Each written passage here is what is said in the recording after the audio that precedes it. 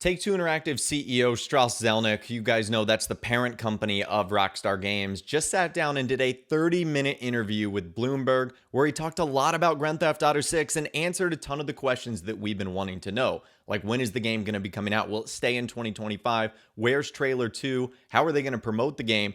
And a whole lot more. We'll be diving into all of that in this video today. So like I mentioned, the interview is 31 minutes long, and if you want to listen to all of it, I'll leave a link to it in the description. In today's video, we'll simply be going over the highlights in their regards to Grand Theft Auto 6. So at around the 7-minute mark in the interview, Strauss is asked about the reason for such a long wait for Grand Theft Auto 6, and this is what he has to say.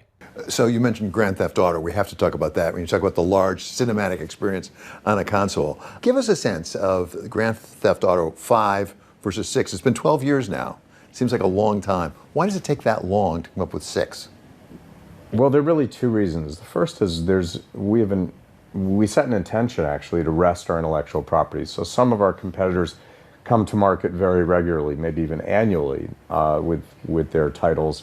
We only annualize our sports entertainment titles. For our non-sports titles, we think you need to create enormous anticipation on the one hand. And of course, on the other hand, it takes a long time to develop these big, robust experiences. Rockstar Games seeks perfection in what they do. And the perfection's a pretty high bar. It takes a long time. And the reflection of that approach is in the success of Grand Theft Auto 5, which has actually excelled in 3 console generations, which is extraordinary. And today, it's still the standard bearer for the industry, even though it was launched so many years ago. And that's kind of astonishing in a business where the technology is continuing to change at a pretty steep rate. So think of the high bar that creates, for us, of course, but much more so for the consumer. So you've heard him mention those points before about an extended development time. It's been 12 years, and it essentially has to do with an intentional break. He likes to say resting their properties, intentional intellectual property break. And he also goes on to mention Rockstar's quest for perfection, their incredibly high standards in order to create these robust, complex, and complete experiences, which of course takes time. So that essentially was his reason for the long wait for Grand Theft Auto 6. In it, he also talked about the impact of Grand Theft Auto 5 and its legacy, that it sold over 210 million units, remains the benchmark in the industry even after so many years. And he goes on to talk about a little bit about the online experience as well, like how GTA Online continues to be so popular with a 10% annual growth, and it keeps players engaged. All of that should be positive signs for GTA 6's multiplayer, even though he doesn't touch on that specifically. Now, at around the 13-minute mark, Strauss was asked about the expectations for Grand Theft Auto 6, and there's a little bit of talk about trailers as well. Are there things that you can do to get an indication of whether it's a hit in advance? I mean, in the film business, as I understand it, for example, you'll have focus groups. So before the studio actually launches the film, they have some sense of where it's going. Do you have that for Grand Theft Auto 6, for example? Yes, very much so. And now this wouldn't necessarily be true for a big console release, but for many releases, we can actually go out into the market and test actively. We do so in the mobile space, where you'll go to 6 or 7 different countries, not your biggest markets, not the US, and you will test the products well before you launch them. And on the console side, we can do a lot of testing as well, and we do. We have consumers come in and play the games along the way and give us feedback. When you think about launching a console, there are trailers that are released. For example, there are, as I understand, for Grand Theft Auto 6.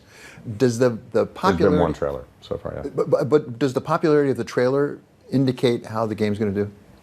Well, sorta, which is to say, if no one paid any attention to the trailer, that'd be a bad sign. But there's no guarantee that you could put out a great trailer and still not have a successful release. In the same way you would have that with, marketing any property. So again, he goes on to say the expectations are immense, probably the highest he's ever seen for an entertainment property, and the company keeps the exact release date under wraps as a part of its strategy to maintain excitement and anticipation. And this is a really direct contrast with what other companies do, announcing their release years way in advance. So it seems like going forward, Take-Two and Rockstar will not be doing that, and we've certainly seen that with Grand Theft Auto 6 only been given fall of 2025 from calendar year 2025. Now, at around the 16-minute mark on the interview, Strauss is briefly asked what makes Grand Theft Auto 6 a hit, and this is what he has to say. As in cinema, it's a hit-driven business. What is a hit?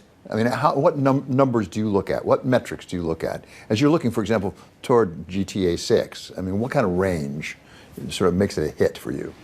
Well, you would look at unit sales for something like GTA 6 or NBA 2K or Borderlands or Civilization, and you would look at the sales of the last iteration, or in the case of new intellectual property, you'd sort of get a sense of what you think that thing looks like and compare it to other similar releases. And on the mobile side, you would be looking at ultimately you'd be looking at your revenue and your profitability to get a sense of what a hit is. He's also asked around the 21-minute mark about Grand Theft Auto 6's launch and ultimately what consumers want. You're a consumer business. You're selling to consumers.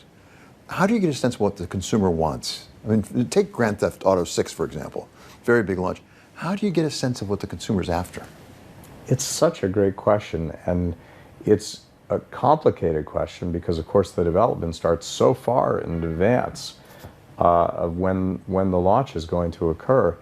And I think it's one of the things that our creative teams do so well, which is they have a sense of where this property needs to be at a point in the future. They have a vision for that. And with regard to a new intellectual property, it's maybe even more complicated. But of course, done the right way, what drives our business is the creative passion of extraordinary people with amazing talent. It isn't a sort of, let's do market research on where the consumer is going to be in X amount of time. This is as much art as anything else. It's one of the things that makes it so exciting.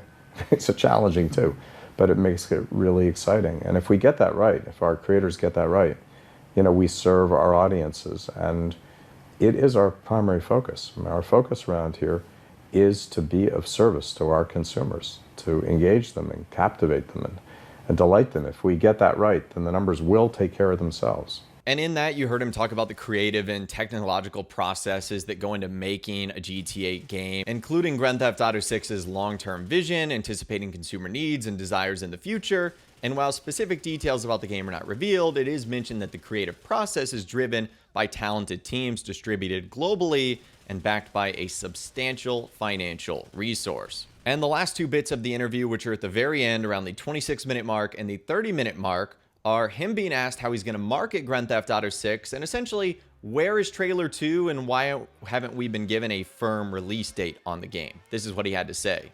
You mentioned marketing. How do you market a big console game like Grand Theft Auto 6? So it probably doesn't look much different than motion picture marketing. So we'll do a lot of brand marketing for a big release. We'll use outdoor, we'll still be on television. The bulk of our spend, though, will be more directed to a consumer. It's more performance marketing. So we will use social media, and the audio-visual material against which we advertise will typically be delivered by Hulu, for example, as opposed to network television. And we don't spend money on Super Bowl ads typically. But you will see us in outdoor for our big releases. I believe in outdoor. So there's the combination of brand marketing and performance marketing. We also have a company-wide consumer database of hundreds of millions of active records. We can market directly to those consumers legally because we have a relationship with them. We've been in touch with them. So while observing privacy regulations worldwide strictly, we can reach out in many instances to consumers within our database and say, hey, this is available. We think you're going to like this. One of the biggest questions right now in all gaming, in entertainment generally, is when does Grand Theft Auto 6 come out? Which seems to be a very carefully held secret.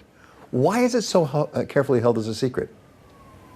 The anticipation for that title may be the greatest anticipation I've ever seen for an entertainment property. And I've been around the block a few times, and I've been in every entertainment business there is. And we want to maintain the anticipation and the excitement. And we do have competitors who will describe their release schedule for years in advance. And we found that the better thing to do is to provide marketing materials relatively close to the release window in order to create that excitement on the one hand and balance the excitement with unmet anticipation. I don't always get it exactly right, but that's what we're trying to do. So Strauss said a lot of cool things there. Essentially, the marketing strategy for Grand Theft Auto 6 would be focusing on balancing excitement with unmet anticipation, and promotional materials are expected to be released relatively close to the official launch, using a combination of traditional marketing such as outdoor advertising and targeted marketing through its own databases and social media. But this is essentially good news. From what I got here, it seems like that very soon GTA 6's marketing is going to be ramping up, and it doesn't look like a delay is going to be happening. That because more people are connected than ever and GTA 6 is one of the most anticipated games of all time, having a few months to do the marketing will be just fine, and they don't need to spread it out massively over several years. Now, Rockstar Games can still do whatever they want. They have their own marketing departments, and it's possible that they do other things, but you've heard it straight from the chairman and president of the parent company of Rockstar, Take-Two Interactive CEO Strauss Zelnick, essentially saying there's no indication that the game is delayed because of no marketing yet. It could be, but there's no evidence to suggest that that's the case. And I definitely think the timing of this interview is interesting because we seemingly could be weeks, if not days, away from Rockstar finally breaking their silence of nearly 500 days and revealing their plans going forward for GTA 6, as they have to do something before their parent company Take-Two Interactive's earnings call in May of this year. So we'll wait to see what happens. I'll keep you guys posted if anything else comes from this interview or anything else related to Rockstar or Take-Two CEO Strauss Zelnick. But let me know what you thought of it in those comments down below. I'd love to hear from you guys down there. If you guys did go on to enjoy this video though, a like rating would of course be awesome. And be sure to subscribe to my YouTube channel if you are new. You want to stay up to date on all the GTA 6 videos that I'll be doing here on my channel. And be sure to ring that notification bell as well. Sometimes YouTube just doesn't work, and if you ring that bell, you'll always be guaranteed to be notified when new videos arrive. But of course, as always, guys, thank you all so much for watching. Take care, and I'll see you guys in the next video.